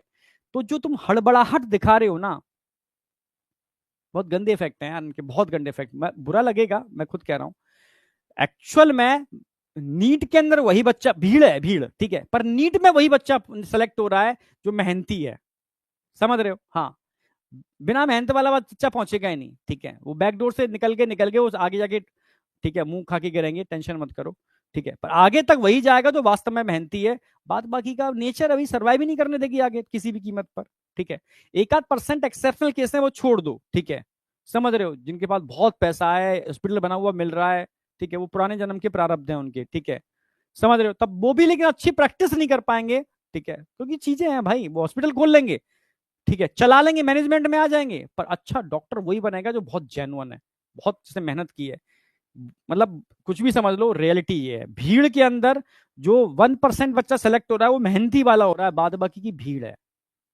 हम कंटेंट पूरा दे रहे हैं, ठीक है, मैं तभी तो मैं कह रहा हूँ यार, मैं इतना दे रहा हूँ, इतना दे रहा हूँ, इतना दे रहा हूँ, इतना लेवल का पढ़ा रहा हूँ, इसका अगर 10% भी हमारे जमाने में कोई पढ़ाता होता है तो और साला फाड़ देते, कितना सारा एग्जाम तोड़ देते। वो हमारे जमाने में तो पढ़ाता नहीं था, मतलब टीचर्स कपूरी खा के आते थे, इधर थूका उधर थूका, ठीक है, बस हफ्ते में एक दिन आए, क्लास ली तो उठा के डंडे वंडे सूट दिए, ठीक है, डर की वजह से। समझ रहे हो? बड़ा अजीब ही माहौल था यार सरकारी स्कूलों के अंदर तो, ठीक है। पढ़ाई के अलावा सारे काम होते थे, बस पढ़ाई छोड़ दो, ठीक है। नेतागिरी वहां होती थी, गुंडागिरी वहां होती थी, ठीक है। पर अब चीजें चेंज हो गई हैं। अब पता नहीं बच्चा कमजोर हो गया है इतना, या मेहनत नहीं करना चाहता। मैं मैक्सिमम बच्चे की बात कर रहा हूँ, उस 1% बच्चे की नहीं बात कर रहा हूँ, तो सेलेक्ट होगा। मैं पढ़ाऊं तो होगा, नहीं पढ़ाऊं तो होगा। आप समझ रहे हो ना? वो सेलेक्ट होना है। पर हमारी चाहत ये थी कि उस मैक्सिमम बच्चे को, ठीक है, जो सपना देखता है, ठीक है, पर उसके पास फैसिलिटी नहीं होती, उसको उठा के यहां तक ले आओ, ठीक है। तो काम बन जाएगा, तो बहुत सारी चीजें चेंज होंगी, ठीक है। हो रही हैं, पर वो बहुत कम परसेंटेज में, बहुत कम परसेंटेज में। सही मायने में बच्चा आलसी हो रहा है, ठीक है। और तुम सोचो, तुम जो लिख रहे हो ना, रोबोटिक, अगर रोबोटिक टेक्नोलॉजी आ गई, एआई और एडवांस होगी, वो तो हो रही है भाई, होनी है, फ्यूचर में तो होनी है। तो तुम कितने और बड़े आलसी हो जाओगे, ये सब तुम्हारी नौकरियां खा जाएंगे। आप समझ रहे हो? बिल्कुल, सर्जरी के अंदर भी रोबोटिक टेक्नोलॉजी एंटर कर चुकी है आज की डेट में, वो एडवांस होनी है आगे जाकर के। बहुत सारी चीजें हैं भाई, अगर तुम दिमाग के तेज नहीं हुए और मेहनती नहीं बने, रोबोट से ज्यादा भाई, रोबोट में क्या है, कई लोगों की इंटेलिजेंस उठा के डाल दी, ये आर्टिफिशियल इंटेलिजेंस ही है। तो आपको अपनी सेल्फ इंटेलिजेंसी पर काम करना होगा, आगे सरवाइव करना है। तो मतलब मामला टिपिकल है। चलो, बातें कर लेते हो और कुछ भी नहीं। यहां पर आ जाओ। अब बात करेंगे एम्ब्रियोनिक डेवलपमेंट। भाई इंप्लांटेशन हो चुका है, एंड ऑफ ह्यूमन मत करवा भाई, अभी ह्यूमन का एंड नहीं है। टर्मिनेटर देखी होगी तूने, मुझे पता है, एंड ऑफ द ह्यूमन, ठीक है। क्योंकि ये जितनी मूवीज बनाई जाती हैं, ठीक है, नो डाउट कुछ ना कुछ कॉन्सेप्ट बनाते हैं। टर्मिनेटर देखो, एक जमाने में छोटा था तब मैंने टर्मिनेटर देखी थी, ठीक है, तब वो मशीन, मैंने ऐसा तो पॉसिबल ही नहीं है भाई। अब देखो एआई आ गया, एआई धीरे धीरे डायरेक्शन में काम कर रहा है, क्योंकि हम जो देख रहे हैं ना, वो साइंटिस्ट मतलब वो बहुत पहले ही चीजें, मतलब प्रिडिक्शन में ला करके चीजें कर चुके होते हैं। बट हाँ, चीजें, अंत तो नहीं होगा चीजों का, पर भाई पढ़ो, ठीक है, डॉक्टर बनो और एडवांस डॉक्टर बनो, ठीक है। समझ रहे हो? जल्लाद मत बनना। आ जाओ क्रिस 3, क्रिस 3, बस एग्जाम आ जाओ इधर, आ जाओ, मूवी पे चले गए। रोबोट मॉडल, एम्ब्रियोनिक डेवलपमेंट की बात कर रहे हैं, ठीक है। एम्ब्रियोनिक डेवलपमेंट, अटैचमेंट के बाद अब क्या चेंजेस होंगे, ये समझने का है भाई। मैं अटैचमेंट करा रहा हूं, अटैचमेंट करा रहा हूं, ये अब थोड़ा चेंज होगा इसके बाद। अब देखो क्या चेंज होगा। मान लो ये आपका यूट्राइन वॉल थी, मायोमेट्रियम थी,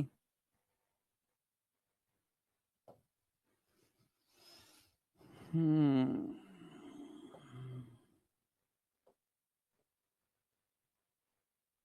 मायोमेट्रियम है। ये धीरे धीरे,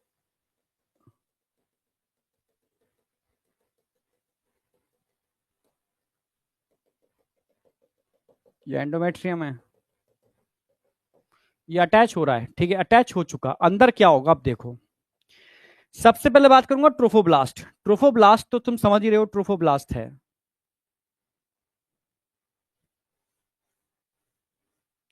अब इनर सेल मास मैंने आपको बता ही दिया भाई, इनर सेल मास है।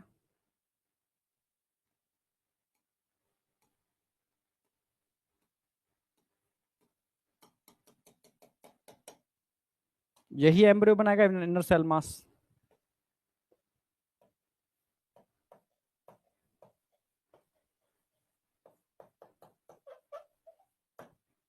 ठीक है। ये, अब एक बात ध्यान रखना, एक कोई क्वेश्चन पूछा गया है, cell of Rauber, cell of trophoblast which attach with inner cell mass, ये सेल ऑफ रबर है।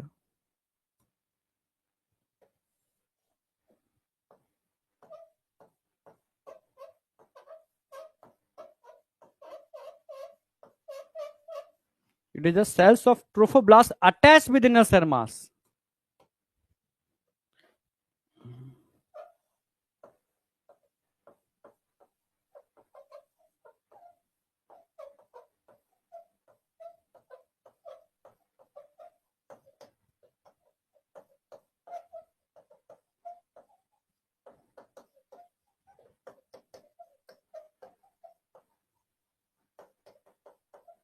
इसको सेल ऑफ रबर बोलते हैं, ठीक है। ये अटैचमेंट हो चुका है, अब क्या होगा आगे, अब देखो। जो ट्रोफोब्लास्ट है ना, ये आगे जाके दो पार्ट में डिवाइड हो जाएगी। इसी ट्रोफोब्लास्ट से फिंगर लाइक प्रोजेक्शंस बन जाएंगे, इसी ट्रोफोब्लास्ट से फिंगर लाइक प्रोजेक्शंस बन जाएंगे। ये ट्रोफोब्लास्ट का मॉडिफिकेशन हो गया, समझना। कुछ ट्रोफोब्लास्ट ट्रोफोब्लास्ट रहेगी, कुछ इस तरीके से फिंगर लाइक प्रोजेक्शन बना लिया इसने।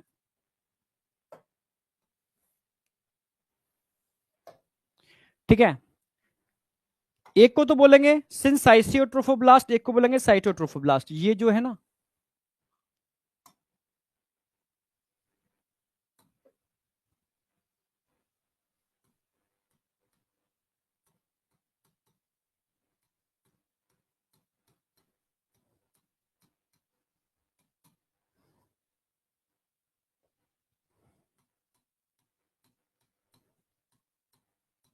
साइटोट्रोफोब्लास्ट, रिमेनिंग वाले पार्ट को हम साइटोट्रोफोब्लास्ट बोलेंगे।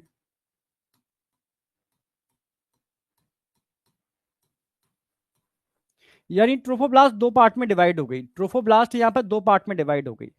सिंसाइसियोट्रोफोब्लास्ट तो फिंगर लाइक प्रोजेक्शन बनाएगी, और साइटोट्रोफोब्लास्ट जिसने अभी कुछ नहीं बनाया। अब इनर सेल मास भी दो पार्ट में डिवाइड होगा, एक लॉन्गिट्यूडनल सेल में डिवाइड होगा इनर सेल मास।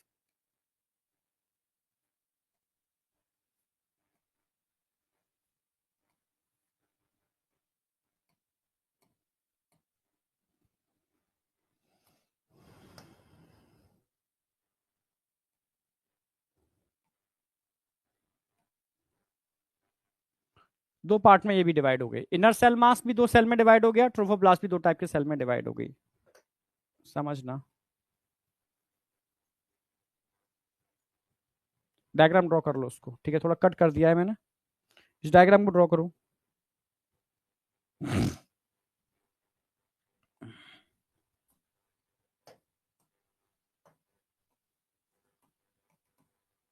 ठीक है, अब इसको तो बोलेंगे, जो आपने बाहर निकाल रखा है, हाइपोब्लास्ट।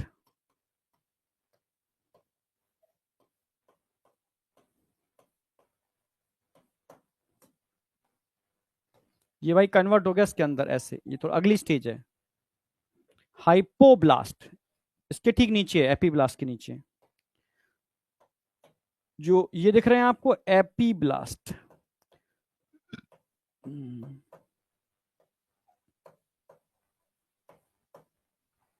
हाइपोब्लास्ट और एपीब्लास्ट। एपीब्लास्ट को आप एक नाम और दे सकते हो, जर्म डिस्क नाम दे सकते हो एपीब्लास्ट को, ठीक है, क्योंकि इसी से जर्म सेल बनते हैं एपीब्लास्ट से। तो एपीब्लास्ट जो कॉलम शेप नजर आ रहे हैं वो एपीब्लास्ट हैं, कॉल्यूमिनार, ठीक है।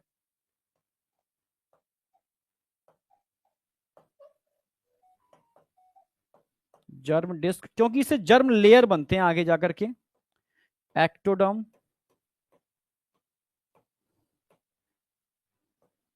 मीजोडर्म और एंडोडर्म।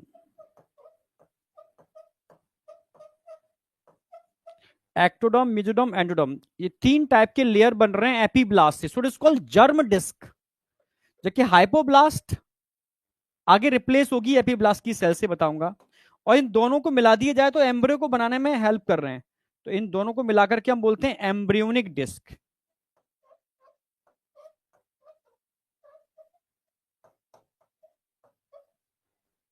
पुराने क्वेश्चन मिलेंगे दोनों के ऊपर ही। एम्ब्रियोनिक डिस्क किस किस के मिलने से बनती है, और जर्म डिस्क किसको बोलते हैं? जर्म डिस्क वो होती है जो जर्म से, जो जर्म लेयर बनाती है, एक्टोडर्म, मेसोडर्म, एंडोडर्म, ठीक है, क्लियर बिल्कुल। और इन तीनों लेयर से बनता है एम्ब्रियो, इन तीनों से ही बनता है क्या, एम्ब्रियो। अब बताओ, सॉरी, यहां तक कोई डाउट? ठीक है, इन तीनों से, एपीब्लास्ट से ही बनेगा आगे जाकर के एम्ब्रियो। यहां तक कोई डाउट?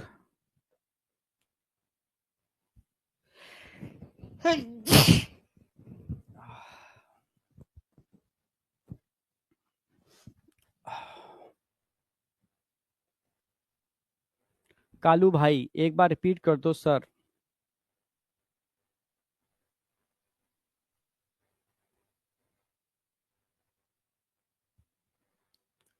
देखो रिवीजन आप 11 खत्म होते ही स्टार्ट कर देना धीरे धीरे, ठीक है। 11th आपका खत्म होते ही धीरे धीरे 11th का रिवीजन चालू कर दो, 12th चलने दो। मैं हमेशा कहता हूँ 12th बेटा आपका ऑलरेडी पढ़ा हुआ होता है बोर्ड में, तो 12th इतना टिपिकल नहीं होता और थोड़ा इंटरेस्टिंग भी है। अब देखो मैं जो पढ़ाऊंगा, human reproduction, reproductive health, human health and disease, evolution, biotechnology, सब इंटरेस्टिंग है ये, ठीक है। और धीरे धीरे पढ़ाऊंगा, आप टेंशन मत करो, बहुत धीरे धीरे, ठीक है। क्योंकि मेरे पास इतना है कि मैं आपको मतलब 10, 12 फरवरी, 15 फरवरी तक पूरा करा दूंगा बहुत अच्छी तरीके से, ठीक है। पर मैं चाह रहा हूँ पैरेलल धीरे धीरे आप 11th का रिवीजन करना चालू कर दो, यानी 12th खत्म हो तब तक तुम्हारा एक बार 11th रिवाइज हो जाए, और फिर 12th खत्म होने के बाद एक बार 11th 12th का फिर से रिवीजन करेंगे, जिससे कि एकदम स्ट्रांग हो जाए मामला।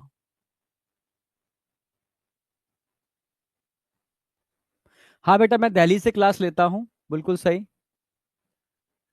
अभी पटना नहीं पहुंच पा रहा हूँ, अब पटना स्टार्ट करूंगा अब जाना, ठीक है। थोड़ा सा हाथ में स्ट्रेंथ आ जाए, स्ट्रेंथ तो खैर टाइम लगेगा आने में, बट स्टार्ट करना ही होगा। यस बेटा, हाफ नीट में पूरी थ्योरी रिवाइज होगी विद PYQ 2 घंटे के अंदर।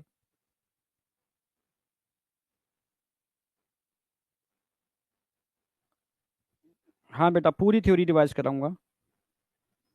चलो यहां तक, ये तो पहले यहां तक बताओ मुझे, एम्ब्रियोनिक डेवलपमेंट का पहला step, cell of Rauber, it is a cell of trophoblast which attach with inner cell mass, question एक बार आया हुआ था, ठीक है। अटैच होने के बाद धीरे धीरे ट्रोफोब्लास्ट 2 लेयर में टूट गई और इनर सेल मास भी 2 लेयर में टूट गया।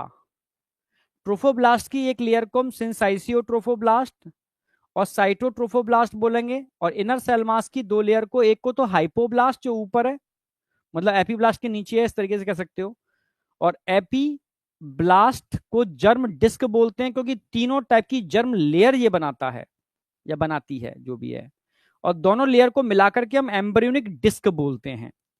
ये समझ में आया नहीं आया, यस और नो में मुझे बताओ।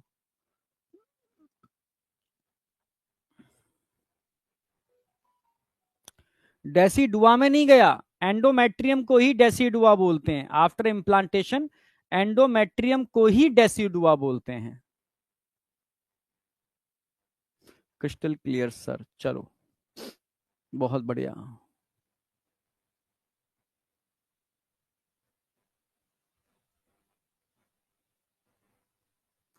उज्जवल बेटा, डिपेंड करता है, ठीक है। मैं देखो तुम्हें फोर्स नहीं डालूंगा किसी भी चीज के लिए, बट इतना कहूंगा अगर तुम्हें वास्तव में पैरेलल रिवीजन करना है, ठीक है, तो आप, ठीक है, सीरीज को ज्वाइन कर सकते हो, ठीक है, समझ रहे हो। हाँ, अगर तुम्हें रिवीजन करना है, ठीक है, तो कर सकते हो। और तुम्हें लगता है कि सर इतना टाइम नहीं है, जो भी है, पर ये मैनेज कैसे करोगे ये देखना आप, ठीक है, समझ रहे हो ना। अगर तुम रिवीजन नहीं करोगे तो मतलब 12th कंप्लीट करने के बाद क्या फिर 11th का रिवीजन कर पाओगे, इतनी मतलब वो स्टेमिना होगा। मैनेज तुम्हें करना है, कई तो हर बच्चा अलग अलग टाइप का है, एक ही चीज सारे बच्चे पर फॉलो नहीं होती। हम जो भी प्लान लेके आते हैं, ठीक है, वो सोच के लगाते हैं मैक्सिमम बच्चा की रिक्वायरमेंट क्या है, ठीक है। अब तुम पे डिपेंड करता है कैसे करना है, ठीक है, समझ रहे हो ना। हाँ, कि अगर तुम्हें लगता है कि तुम्हारा 11 ठीक ठाक है तो 12th पे फोकस करो, मत चक्कर में पढ़ो। तुम्हें लगता है कि 11th वीक है पर 12th मेरा ठीक ठाक है, सर मैं धीरे धीरे कवर कर लूंगा पर 11th रिवीजन कर लेता हूँ, एक साथ बहुत ज्यादा हो जाएगा तो गड़बड़ हो जाएगी। तुम्हें लगता है मैं डीमोटिवेट हो रहा हूँ क्योंकि 11th मेरा बिल्कुल कचड़ा हो चुका है, तो आपको करना चाहिए, मतलब डिसीजन आपको लेना पड़ेगा, ठीक है, समझ रहे हो। मैं अपने हिसाब से बेस्ट चीज लेकर के आऊंगा और बेस्ट चीज सोच के लेकर के आऊंगा कि मतलब हर टाइप के बच्चे को बेनिफिट मिल जाए, ठीक है। इसलिए मैं बहुत लंबा लेक्चर नहीं लूंगा, समझ रहे हो, जबकि समझ रहे हो हमारे यहाँ घंटे काउंट होते हैं, ठीक है, जो भी है, तो समझ रहे हो ना, जो जितने ज्यादा घंटे ले वो ज्यादा ठीक है। हम, मेरा कंसेप्ट ये है कि भाई घंटों पे काम नहीं करना, ठीक है, ल- समझ रहे हो, हमें घंटे कम देने हैं, बच्चे के घंटे बचाने हैं। अगर मैं 4 घंटे की जगह उस लेक्चर को 2 ढाई घंटे में ले लेता हूँ, तो कहीं ना कहीं मैं 1.5 2 घंटे आपके बचा लूंगा, ठीक है। ये मेरी सोच है कि कैसे भी चीजें कंप्रेस करो। भाई आपकी इंटेलिजेंसी तभी तो है जब आप बड़ी चीजों को छोटे में कन्वर्ट कर दो, ठीक है। अगर आप इतनी सी चीज को इतना बड़ा और खींच रहे हो तो इंटेलिजेंसी थोड़ी ना हुई, ठीक है। भाई एम्स का डॉक्टर क्या करता है वो यार, वो उतनी दवाई नहीं लिखता, वो एक मेडिसिन लिखता है बस, ठीक है। एक दो मेडिसिन में खेल हो जाएगा, तो वो तो आपको एक्सपर्टी लाने पड़ेगी, ठीक है। तो आप टेंशन मत करो, कोशिश मेरी यही रहेगी कि और किस तरीके से इसको मतलब रिवीजन और कम टाइम में कैसे कराया जा सकता है, ठीक है। इसलिए मैं सोच रहा हूँ पीवाईक्यू तो कम से कम ऐड कर दूं, तुम पीवाईक्यू में टाइम बर्बाद करोगे तो रिवीजन के संग पीवाईक्यू हो जाएंगे, तो कॉन्फिडेंस बिल्डअप हो जाता है बस, ठीक है। बाद बाकी का बस मैं प्रेशर नहीं डालूंगा, एक बार आके हाजिरी लगा जाना, बस इतना ही है, ठीक है। मेरी तो इतनी एक्सपेक्टेशन है, तुम आकर के प्रेजेंट लगा दो, एक बार लाइक मार दो, बस इतना ही खुश हो जाता हूँ मैं तो उतने में। और अपने अंदर से जो भी बेस्ट से बेस्ट होगा देता रहूंगा, ठीक है। बहुत बड़ी चीजें नहीं है, दिल ही छोटा सा, छोटी सी आशा, ठीक है। आगे बढ़ रहा हूं मैं, यहां तक की बात समझ में आ गई। तो ये और ये बन चुके हैं। अब थोड़ा सा मैं एक डायग्राम चाहो तो मैं ऐड कर देता हूं, वैसे मैं जरूरत नहीं है पर कर सकते हैं थोड़ा, जिसको समझना है वास्तव में जानना चाहता है कि सर एपीब्लास्ट और हाइपोब्लास्ट से एम्ब्रियो कैसे बनेगा। तो छोटी सी स्ट्रक्चर, यानी ये स्ट्रक्चर आगे जाके कुछ ऐसे हो जाएगी, ऐसी हो जाएगी, ऐसी ऐसी हो जाएगी। अभी मैंने पिंक कलर के एपीब्लास्ट सेल दिखाए थे आपको, ये एपीब्लास्ट के सेल हैं। अरे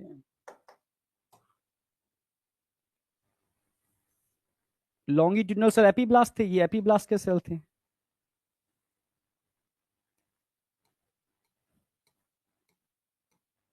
समझना। और ठीक इसके नीचे हाइपोब्लास्ट थे, किस कलर से दिखाया था हाइपोब्लास्ट भाई? Yellow colour. हाइपोब्लास्ट थी येलो कलर की नीचे, ये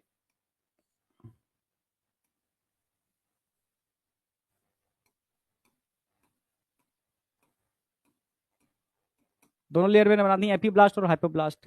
अब एपीब्लास्ट के सेल डिवाइड करके एक लेयर बनाते हैं, दोनों के बीच में कैविटी बन जाती है, ऐसे ऐसे कैविटी बन जाएगी। इन सेल्स को एमनियोटिक सेल्स बोल सकते हो। एपीब्लास्ट के सेल के डिवीजन से ही बने और बीच में कैविटी बन गई। ऐसे ही हाइपोब्लास्ट के डिवीजन से एक सेल्स बनते हैं और ये भी एक कैविटी बना देते हैं। इस तरीके का एम्ब्रियो का स्ट्रक्चर बन जाता है धीरे धीरे, ठीक है। ये तो ट्रोफोब्लास्ट हो गई, ये तो ध्यान ही है, ट्रोफोब्लास्ट।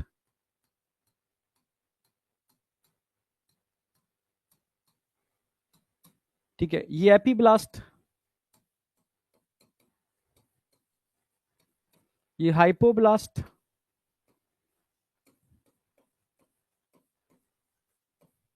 ठीक है।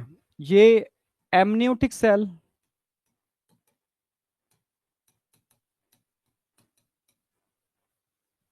ये एमनियोटिक फ्लूइड,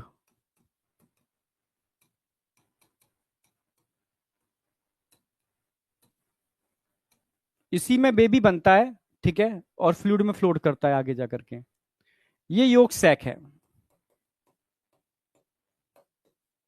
इसी से योग सैक बनता है जिसमें न्यूट्रिएंट भरे होते हैं, पर ह्यूमन एग तो एलेसेथल होता है, तो योग सैक में तो कुछ होता ही नहीं है। तो एक्चुअल में धीरे धीरे ये स्ट्रक्चर जो है ना वो ऐसा हो जाता है, कुछ ऐसा।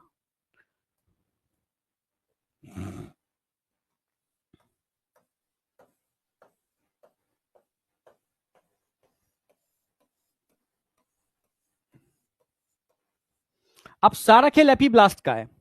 इसी एपीब्लास्ट से ही तीनों लेयर बनती हैं, इसी से ही जर्म लेयर बनती है। कौन से जर्म लेयर होते हैं? एक्टोडर्म, मीजोडर्म और एंडोडर्म। इस एपीब्लास्ट से ही तीनों लेयर बन जाती हैं, ठीक है। यहां फ्लूइड बन जाता है, एमनियोटिक फ्लूइड, जिसके अंदर फ्यूचर में आके बेबी इसी में फ्लोट करेगा, ठीक है। अब बताओ ये समझ में आया नहीं आया? वही सेम वही स्ट्रक्चर, थोड़ा सा अगला स्टेप कर दिया। अब क्या होगा, ये स्ट्रक्चर बनने के बाद ये तीन जर्म लेयर बनेंगी। इस मैकेनिज्म को बोलते हैं gastrulation. Gastrulation it occur about 15 days after implantation. 15 days after implantation, implantation के 15 दिन बाद, सॉरी फर्टिलाइजेशन के 15 दिन बाद ये मैकेनिज्म होती है, ठीक है। अब क्या होगा, इन दिस प्रोसेस जो बाई लेमिनर एम्ब्रियोनिक डिस्क थी, जिसमें दो लेयर थी, एपीब्लास्ट और हाइपोब्लास्ट, समझना, एपीब्लास्ट और हाइपोब्लास्ट, बस इनसे ही बनता है transform into the tri layer. Trilaminar embryonic disc, इसी से बनती है एम्ब्रियोनिक डिस्क, जिसमें 3 लेयर आ जाती हैं, एक्टोडर्म, मीजोडर्म और एंडोडर्म। पहले एंडोडर्म बनती है, फिर मीजोडर्म बनती है, फिर एक्टोडर्म बनती है कंसेप्चुअली, यानी कंसेप्चुअली एक्टोडर्म बाद में बनती है, ठीक है, और एंडोडर्म पहले ही बनती है। सर कैसे पॉसिबल है, ऐसे समझाता हूं मैं।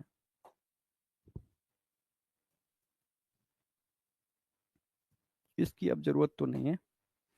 कैसे बनती है देखो भाई, ये एपीब्लास्ट है, ये हाइपोब्लास्ट है, देखो लिखा भी है हमने यहां पर, एपीब्लास्ट और हाइपोब्लास्ट, समझना। अब सारा खेल यहां से होगा। यहां अगर मैं आपसे कहूं, जो एपीब्लास्ट में ग्रुप बनती है, दरार, ये ग्रुप ऐसे बन गई, ऐसे ऐसे। इस ग्रुप में, इसको बोलते हैं प्रिमिटिव स्ट्रीक। इस ग्रुप को क्या बोलते हैं? Primitive streak. जो समझना चाहता है उसके लिए, अब क्या होगा, प्रिमिटिव स्ट्रीक यानी एपीब्लास्ट के सेल ही टूट टूट के नीचे आएंगे, टूट टूट के नीचे आएंगे, उनमें जेनेटिकली मॉडिफिकेशन होगा, ठीक है, और नीचे आना चालू कर देंगे। नीचे आके सबसे पहले ये सेल, ये हाइपोब्लास्ट के सेल को हटाएंगे और खुद उसकी जगह ले लेंगे, समझना, ठीक है। तो पहली लेयर जो बनेगी वो क्या बनेगी? एंडोडर्म। पहली कौन सी बन रही है? First layer endoderm. कैसे बन रही है? Replacing hypoblast. हाइपोब्लास्ट को हटा करके ये सेल रिप्लेस कर देंगे और एंडोडर्म पहली लेयर बना देगी। बन गई एंडोडर्म, ठीक है, धीरे धीरे बन जाएगी। अब बीच में जो स्पेस है, कैविटी है, इसके अंदर ये लेयर भरना चालू हो जाएंगे, प्रॉपर तरीके से फिलिंग करना चालू कर देंगे, और ये बना देगी मीजोडर्म। ये कौन सी लेयर बन जाएगी यहां पर? मीजोडर्म। ये बन गई आपकी मीजोडर्म। नंबर 2 कौन सी बन रही है आपकी? मीजोडर्म बन रही है। चलो, अब बचे हुए एपीब्लास्ट, समझ रहे हो, बचे हुए एपीब्लास्ट जब सब कुछ बना देंगे दोनों layer, then convert into ectoderm. तो नंबर 3 पर कौन सी बनेगी? एक्टोडर्म। समझ रहे हो ना मेरी बात? हाँ, एक्टोडर्म। तो पहले एंडो बन रही है हाइपोब्लास्ट के रिप्लेसमेंट से, फिर कैविटी का फिलिंग हो रहा है इन्हीं सेल के अंदर जाने से, ठीक है, और finally remaining epiblast convert into ectoderm. तो इस तरीके से 3 लेयर बन जाती हैं, और तीनों लेयर पूरे एम्ब्रियो को बनाती हैं, ये आप जानते हो, ठीक है, पूरे एम्ब्रियो को बनाती हैं, ये आप जानते हो। एक्टोडर्म से अलग अलग चीजें बनती हैं, मेसोडर्म से अलग अलग चीजें बनती हैं, और एंडोडर्म से अलग अलग चीजें बनती हैं। इसको याद नहीं करना, लिखना भी नहीं है, ओनली फॉर इंफॉर्मेशन मैंने एक टेबल डाल दी है आपको, ठीक है, क्योंकि ये सब चीजें हम ऑलरेडी हर चैप्टर में पढ़ाते ही हैं कि इस ग्लैंड का ओरिजिन इस लेयर से हुआ, उस ऑर्गन का ओरिजिन उस लेयर से हुआ। तो बेसिकली मैं ऐसे बताता हूं बच्चे को, ऐसे याद रखो, आपकी बॉडी का जो आउटर वाला पार्ट है मैक्सिमम एक्टोडर्म से बनता है। बॉडी की जो गट है अंदर एलिमेंट्री कैनाल, इसका मैक्सिमम पार्ट एंडोडर्म से बनता है। गट और बाहर वाली लेयर के बीच में जो मैक्सिमम बॉडी के ऑर्गन है, जिनका ओरिजिन मीजोडर्मल टिश्यू से होता है। तो इस तरीके से आपकी पूरी बॉडी बनती है एक्टोडर्म, मेसोडर्म और एंडोडर्म लेयर से, और एम्ब्रियोनिक डेवलपमेंट कंप्लीट हो जाता है, नहीं एम्ब्रियो बन जाता है। अब मुझे बताओ समझ में आया नहीं आया?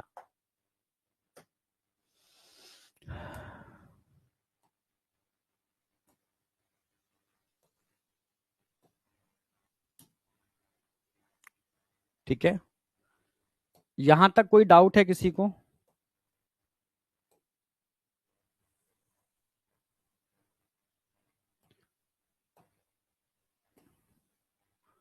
ठीक है, ये समझ में आ गया ना? एम्ब्रियन डेवलपमेंट में ये स्टेज आई, ये स्टेज आई, ठीक है, एपीब्लास्ट, हाइपोब्लास्ट, और आगे जाकर के गैस्ट्रुलेशन स्टार्ट होगा, 3 जर्म लेयर बनेंगे। कैसे बनेंगे वो इस डायग्राम में समझ में आता ही है आपको, ठीक है, मैंने बताया भी था अभी।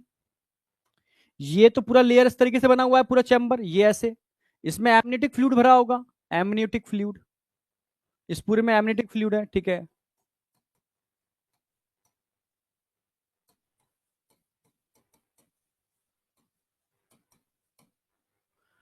और नीचे योक सैक मैंने बताया था, ये पूरा योक सैक वाला स्ट्रक्चर आ गया ऐसे, ये योक सैक,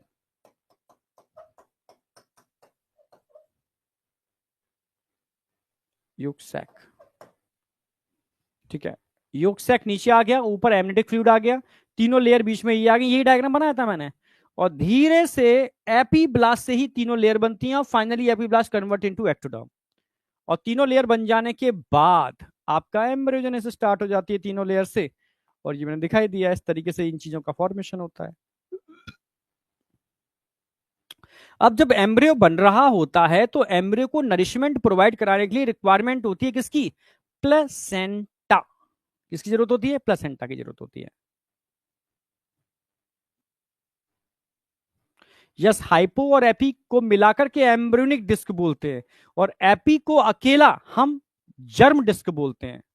एपी अकेला जर्म डिस्क कहलाता है, जर्म डिस्क।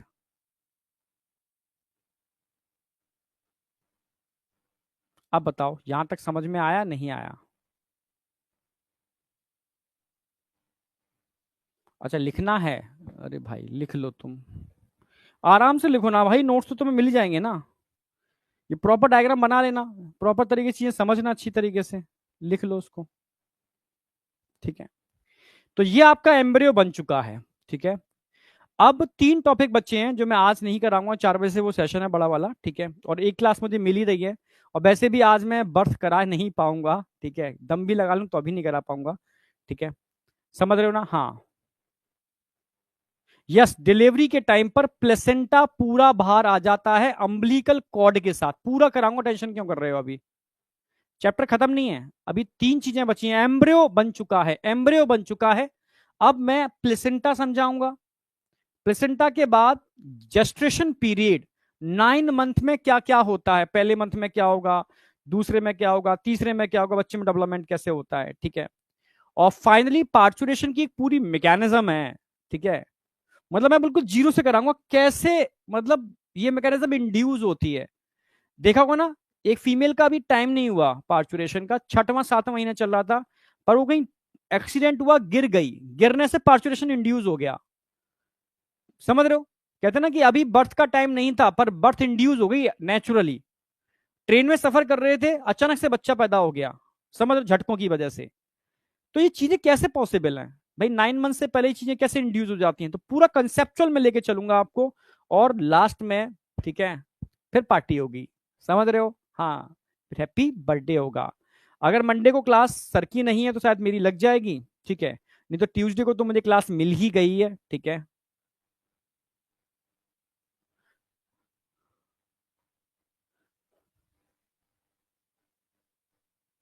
मीजोडम लास्ट में नहीं आया भाई। ठीक है, कंसेप्चुअल देखोगे तो मीजोडम, ठीक है, मिड में आया है। तुम जो कहोगे वो खिलाएंगे भाई पार्टी में। ठीक है, समझ रहे हो, खाने की पड़ी है। ऑफलाइन में भी बच्चा क्या करता है, जरा जरा सी पार्टी, समोसा खाना है, समोसा खाना है, और बाहर का समोसा इतना गंदा होता है, मैं क्या बताऊं, मतलब खतरनाक, पर समोसा खाना है। ठीक है, गुलाब जामुन खाना है, चलो भाई गुलाब जामुन खा लेना। वैसे आज की डेट में ठंडी का टाइम चल रहा है, गजक का सीजन है, गजक खिलाऊंगा तुम्हें। ठीक है, बिल्कुल पार्टी वाले दिन गजक खिलाऊंगा, सुपर वाली। ठीक है, ठीक है, ट्यूसडे या मंडे, अगर मंडे को क्लास मिल गई मुझे तो मंडे को ही खत्म हो जाएगी, पार्टी हो जाएगी। ठीक है, हैप्पी बर्थडे हो जाएगा। अगर ट्यूसडे को क्लास मिलती है तो ट्यूसडे को पार्टी होगी। ठीक है, गजक खिलाऊंगा। क्लियर है बिल्कुल? अगर मंडे ट्यूसडे दोनों दिन मिलती है तो मंडे को पार्टी होगी और ट्यूसडे को नया चैप्टर स्टार्ट होगा। ठीक है, ओके, तो मिलते हैं। ठीक है, सन मंडे या ट्यूसडे को। ठीक है, तो यहाँ आपका एम्ब्रियोनिक डेवलपमेंट आपका हो चुका है, जेस्टेशन हो चुका है, ये थोड़ा लिख लेना, यहाँ एम्ब्रियो कंप्लीट हो गया। अब मैं प्लेसेंटा, जेस्टेशन और पार्चुरेशन की छोटी छोटी मैकेनिज्म है ये कराने वाला हूं। ठीक है, नेक्स्ट क्लास के अंदर। ओके भाई।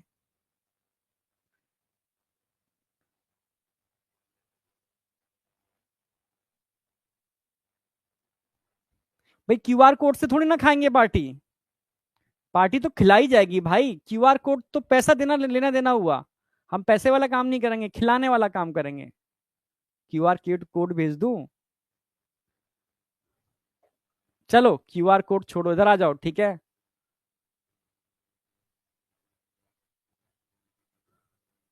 गजक क्या होता है नहीं जानते भाई? ठंडी का टाइम है, तिल, तिल को कूट के गुड़ में मिला करके गजक बनती है, बहुत बेहतरीन। समझ रहे हो? वही खिलाऊंगा, नई चीज, कैल्शियम का अल्टीमेट सोर्स, वाइट तिल। चलो ठीक है, ओके, मिलते हैं। ठीक है, बाय बेटा, bye bye bye bye bye.